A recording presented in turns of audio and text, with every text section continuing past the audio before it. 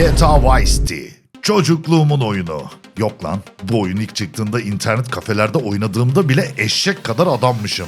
Neyse, yeni bir teori videosuna hoş geldiniz. Olaya başlamadan önce teori videolarını sevenler kendini belli edip videoya şöyle deli bir like yapıştırırsa sayımızı net anlarım. Ve teori videolarını çoğaltabilirim. Ha, bir de abone olabilirsiniz. Öyle uzaktan bakmayın lan. Kanalda hepinize yer var. Bu arada baştan uyarayım, bu videoyu izledikten sonra oyuna bakış açınız tamamen değişebilir. Birazdan anlatacağım şeyler oyunda belki de birçoğunuzun dikkat etmediği gizli olaylar olacak. Yani aslında GTA Vice City'de alternatif bir gerçeklik yaratmaya çalışacağız. Teori videoları tamamen keyif amaçlı ve zevkine kafa patlatmak için yapılıyor. Yani mantıksız bulduğunuz yerleri mutlaka yorumlarda yazın. Ama bazıları gibi bu teorileri duyup elinde meşaleyle yanacaksın diye üzerime ateş fırlatmayın lan. Keyif amaçlı yani, keyfini çıkarın. Neyse, çok konuştum, o zaman kesiyorum tıraşı, veriyorum gazı. İlk teorim şu lanet olası Vercetti malikanesi hakkında. Bu malikanede dikkatinizi çeken bir şey oldu mu? Yani çok büyük ve aşırı ikonik bir bina değil mi?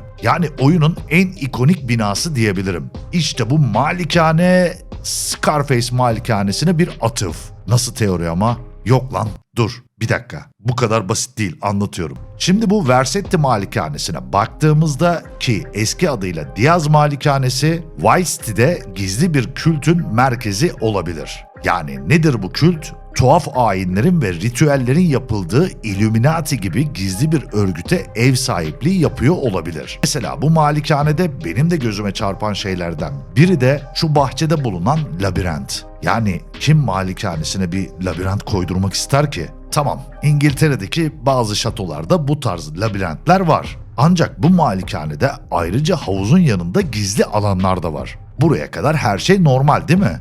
Adam suç imparatoru. Tabii ki gizli bölgeler falan olacak malikanesinde diye düşünmüş olabilirsiniz. Ama durun bir dakika. Dahası da var. Oyunda Hayitan çetesi diye bir grup da var değil mi? Yani bu çetenin voodoo ritüellerine olan ilgisini oyunda çokça görüyoruz. Belki de Diaz bu çeteyle çalışırken onların ritüellerini malikanede gerçekleştiriyor bile olabilir. Diaz demişken hemen bu manyak, çatlak karaktere de değinmek istiyorum. Şimdi bu tam adıyla Ricardo Diaz'ın paranoyak ve agresif tavırlarını sadece beyaz ticaretiyle yakından ilişkili olmasına bağlamak yerine acaba bu manyaklığı bu kült, yani büyü işlerindeki rolüyle de açıklayabilir miyiz? Hatta daha da uçuk bir şey söyleyeceğim. Bu Little Haiti bölgesi var ya, ilginç grafitiler falan da var biliyorsunuz. Çete üyeleri de sürekli böyle esrarengiz güçlerden falan bahsediyor. Ve malikanenin çevresindeki garip heykeller bile buranın büyücülük merkezinin olduğuna dair gizli bir işaret de olabilir. Sıkı durun, daha da uçuk bir şey söyleyeceğim. Acaba Tommy Vercetti aslında bu kült merkezini ele geçirmeyi bir numaralı planı haline getirmiş olabilir mi? Belki de bu malikaneyi ele geçirdiğinde Diaz'ı saf dışı bırakmaktan daha çok bu büyü işleriyle gizliden ilgileniyor olabilir. Belki de tamamen bu Illuminati benzeri kült üyelerini ele geçirip bu sayede şehri tamamen kontrol altında tutuyor da olabilir. Yani sadece bir teori. Bu arada malikanede gözden kaçırdığım garip bir detay falan varsa mutlaka yorumlarda yazın, merak ettim.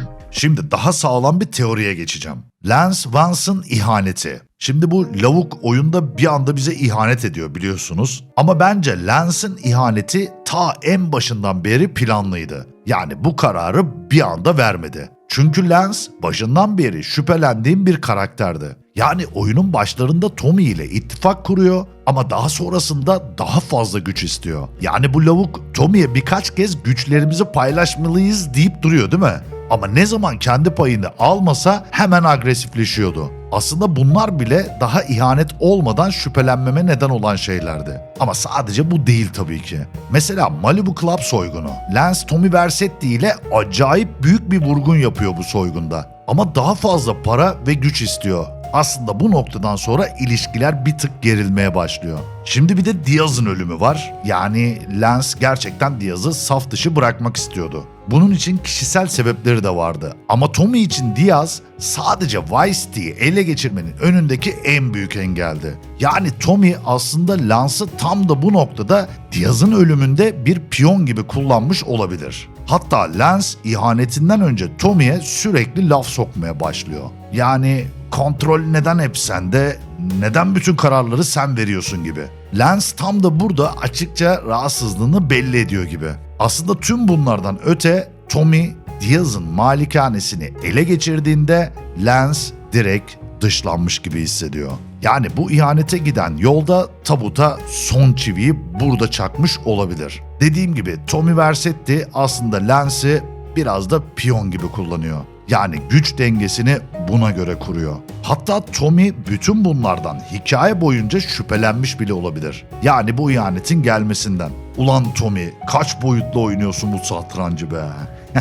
Neyse, sonuçta kaçınılmaz son gerçekleşiyor ve Lance büyük bir ihanet ediyor. Ama dediğim gibi aslında bu ihanet daha en başından beri bağıra bağıra geliyordu. Yani çok da şok olunacak bir durum değildi. Diğer teori ise şöyle: oyunun kayıp ve gizemli karakterleri. Şimdi oyuna başladıktan sonra birkaç karakterden oyunun ilerleyen seviyelerinde hiçbir şekilde haber alamıyoruz. Sahi nereye kayboldu bu karakterler lan? Mesela Mercedes Cortez. Şimdi Tommy Vercetti ilk başlarda Cortez ailesiyle yakınlaşıyor değil mi? Bayağı iyi ilişkiler falan da kuruyor. Hatta Tommy ve Mercedes oyunun başlarında bayağı yakınlaşıyorlar. Ama sonradan bu karakter bir anda ortadan kayboluyor. Yani göremiyoruz nedense bir daha. Bence tam da burada Mercedes Cortez, Tommy'nin yükselen gücünün yanında olmaktan korkmuş olabilir. Yani bütün bu suç ağına girmekten. Ya da kaçmak zorunda olan babasının yanına gitmiş de olabilir. Yani başka türlü ortadan kaybolmasını pek anlayamadım. Sizce neden kaybolmuştur lan? Bir yazsanıza, harbiden merak ettim. Bir de Cam Jones var değil mi? Şimdi bu eleman büyük soygundan sonra direkt ortadan kayboluyor. Soygun esnasında sakatlandığını falan iddia ediyor ama bir daha göremiyoruz nedense. Aslında Tommy belki de bu elemanı risk oluşturmaması bakımından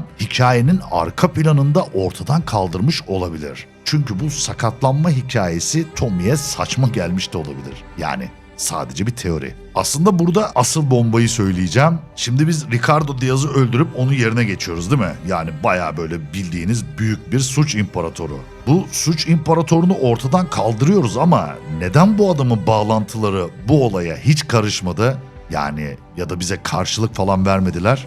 Bu adam sıradan biri değildi. Neredeyse tüm beyaz trafiğini bu adam yönetiyordu. Ve büyük bir boşluk oluştu aslında onun ölümüyle. Ve tüm bağlantıları sanki hiçbir şey olmamış gibi tepki falan vermediler. Neden?